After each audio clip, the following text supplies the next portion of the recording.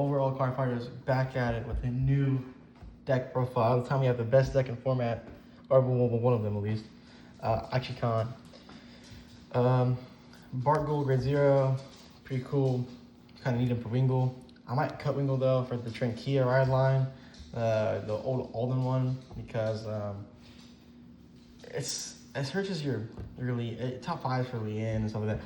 But Bart Gold is cool if you really want to rush and you have a board and you call out a Flogel, but it just feels so bad calling her deck sometimes. But if you hit a crit, say you go second, you push one 2, and now you have a big old board, and you want to call something and try to push to like then to 4 damage, then that's such what you're trying to use it for. This is Blaster Blade, very standard, on place, CB1, Energy Blast 3, retire, draw a card. Alfred, 21k, gets a drive, 50% ride with it, he gets a crit.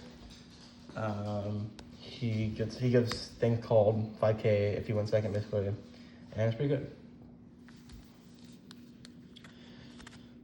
Energy generator, energy counter, and then the GOAT, Rika, he's the GOAT. Best character in all of D. The second best character in the whole series behind Ram. Grade 3s. You play 1, 2, 3, 4 Soul Saver Dragons. You kind of have to play Soul Saver. It's like one of the best. It's like the best card in the deck. You just restand both columns. You restand your Gallatin and your your 0 and your against a lot, and you're swinging for a bunch of power, and it's really big, and it's crit and garbage kit basically. I then play Alfred. He's just there because sometimes it's nice. Sometimes you'd rather go into Alfred. If say your opponent's at 1, and say they hit OT or something, and they kind of stop your last turn, and you know you're not trying to push right now, you can just keep the Alfred, percent rate Alfred, because you get the 3 drives, because it still has on-hit crit pressure. So, and 3 drives. So Alfred does come up quite a bit. And I'll say I'm not cutting 1 Soul Saver, go 3-2, but I realize Soul Saver is still just better. But Alfred's very nice to have as a 1-of. And then 3 Ganslot. 4 is a little bricky, so 3 feels really nice. You kind of have to play it. It just adds a 5k when you discard it, because you search for Blaster Blade. At the end of turn, when he goes bot deck, you get a 5k onto Blaster Blade. And then he's a beater, and he gets crit. And then on to grade 2s. I do only play 2 main deck Blaster Blades. You just find them with Gansalot. So, and it's like, just sometimes energy and CB rather get to other things. But Blaster Blade's just still great to call off if you need to Alfred or just on place retire or something. So it's really nice to have still. Plus it's a 10k beater. Plus it's a 20k beater, sorry. And but I did play 3. 2 feels a little better to me, I think, at the moment. I'd play 2 of the River Gallatin. The 10k and drop is so good because sometimes your hand can be a little fake. You can get Alfred or some Ganslots and maybe some 5ks. So Gallatin's just good to have, so you can bind it, give your Vanguard 10k as 23, and just drop a Blaster Blade, so that's 28. So it can stop like 23s or 26k attacks. And plus he's a 15k beater. And then I play 2 0. I see you playing 1. I've tried it. It's like if you don't find it when you're trying to go for a kill turn, it kind of sucks. So I think 2 is where I want to stay at. It's just on place either CB1 or NGS 3 and draw a card, which is great. And then he comes a 10k beater. But the best part is when you stand CB1, no auto abilities. Yep, and you just can't use auto abilities until the end of the battle. So that's amazing. PGs, cyclers, all that stuff. And then I play 1 Akane. 2 is good. I'm thinking about probably playing 2, but this is like, I really value some of the other 1-ofs I have in the deck, where Akane is really good. You call off Alfred, or you hard draw into it going first or second, especially first, They give you 1 CB. Call her, you build a board, and you can just go big. That's also a reason why I'm thinking about cutting Wingle and Rowline. But I might go to 2. I'll keep testing. I think 1 feels fine for now. Still unsure about it though. I play 1 Gordon. This is the reason I only play 1 Akane. I think I play 2 Akane and 0 Gordon, or 1-1. I like Gordon a lot. He's just on place, 10K in a draw. And he's that 10K shield. He's a 10K shield, which that comes up so big sometimes. Like your opponent's swinging for 30. You Gallatin from drop, Gordon from hand or board, boom, that's 30. So I like it a lot. I really do think Gordon is like, people are cutting it, but I really do like it. And then I play 1 of the new donation, Dark Fate's Cutter. It's really just a grab. Say I damage a PG, I'll just CB the PG as a hand, and then call something from top deck to damage them. So I really do like it. I play it in Rezael, so I was like, I had ideas playing it here, and I could also cut this for another Akane, but I just do like it because it's another 10K power card because my Baron only got 1 clan, and and also you can just EB3 top 5 for Gancelot or Soul Saver or Alfred, and I like it a lot. And it can get back PGs or triggers from damage zone, which is just more shield value. And then 1 of Ace units. It's good to go second. Going first, you only have the energy for it. You'd rather use 0 and Blaster Blade and the donation. But going second, you have enough energy for it. So I play it, becomes a huge beater. You build a board, you have something resist. So that's good. You're playing like Varga is pretty popular right now. I know because people are playing it for anti-meta. And other things like that. A bunch of decks can have the 1 over tire, especially a mirror match. So you call something and give it resist, so it's pretty good. And then upgrade 1s. I play 4 Lian, low-key best card in deck. You filter your hand. You just filter hand. You discard Gancelots, Blaster Blades, or something, and the Nebula order, Fire Regardless, and just draw an extra card. So you ditch cards you don't really need at this moment to get cards that you do need. And then she just builds a board early in because you can just call her out if you're going second or going first and just have a huge board for the next turn to push them to 2 or 3 damage already. So, my opinion, maybe the best card of the game. I mean, best card in the deck. And then I play 4 Sargon. Dog is insane. You can put it behind Lian, for example, put it behind your rear guard, 13K boosters. It's just massive. It's just, and then the top 2, just adding anything. It's just the best. That and Nebula Knight, 2 best generics and header. Play it in every header deck you can. It's just free hand advantage. And just 13K beater. I then play 1 Kokoa. Pongal is something I might play. I might cut the Dual Nation or something else. I'll maybe mess with my list a little bit and play 1 more Pongal. But I love Kokoa's 1 of. So I don't see her being played as much now because Pongal came out. But Kokoa, early game, you hit it, top deck, you see that crit, like, okay, leave that top deck, add the other card. You can add a PG to hand. You're like, okay, I'm ready. And you know your deck. And then the thing that's really makes it good, you put it behind your Gallatin or 0. So like say, oh, I swing my 0, my Gallatin still attack, they hit defensive. You're like, usually be like, okay, they get to Marquet. She just makes that power back up. So basically the trigger gets nullified. And she's also just a 10K shield if they hit a trigger, so she becomes 15K shield. So it's just better.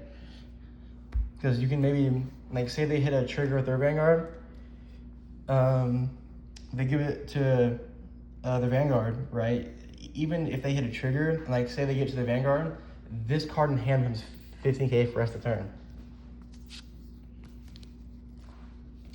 And then I play 3 Assault.